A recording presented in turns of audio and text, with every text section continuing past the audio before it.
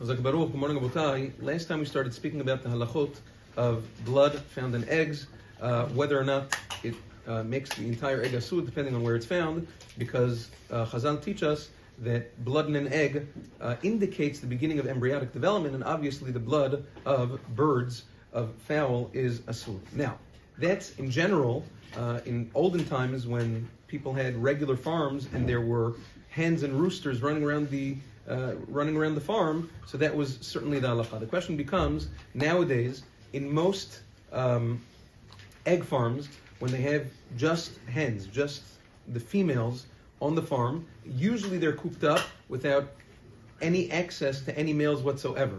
So over there, when they lay an egg, the Gemara, Chazal referred to this in several places in Shas as safna me'ar'a, which means it lays the egg by absorbing from the earth. It wasn't fertilized by a male. So if it wasn't fertilized by a male, so how can we call the blood that's found in the egg the beginning of embryonic development? So for that reason, the poskim discuss, what about nowadays when the vast majority of eggs come from farms like that? Is blood found in eggs asur or not? Rav Moshe Feinstein discusses this in his Igrot Moshe, and he says that according to the letter of the law, it is considered safna me'ar'a, and therefore all you need to do, wherever the blood is found, whether in the yolk or the white, is to remove it and eat the rest of the egg. But he says it's better to be machmir. That's the Igrot Moshe. Minchat Yitzchak, Agon Dain Weiss from Eretz Yisrael, Alav Shalom, he writes in Minchat Yitzchak that a person has to be machmir min adin, meaning doesn't consider it safna me'ar'a.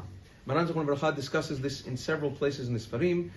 First and foremost, in Yevya Omer Chelek Bet, Yoredei Siman Bet, he discusses these kinds of eggs, and he writes, La'alacha un ma'aseh, that nowadays that blood is not asur, because like we said, there are no males present, and therefore all you need to do, meikar adin, you didn't even need to remove that blood, but just because of nikiyut, cleanliness, person should remove that blood spot, whether it's in the yolk or the white of the egg, and the rest of the egg is completely mutar in malachmir. Now, it doesn't matter, you'll see some terms nowadays on the market of eggs that are cage-free or free-range. That just means that the hens have more room to move. That does not mean that there's necessarily males on the farm, and therefore still, even when the eggs are labeled cage-free or free-range, the same halacha will apply, that it's considered safna me'ar'a, remove the blood spot and you're fine. Another thing that people sometimes get a little bit nervous about is when they get organic eggs. Organic eggs are brown, and they're much more susceptible to what people think is blood. You open them up, there's a much bigger frequency of blood going on over there. In general, it's not blood.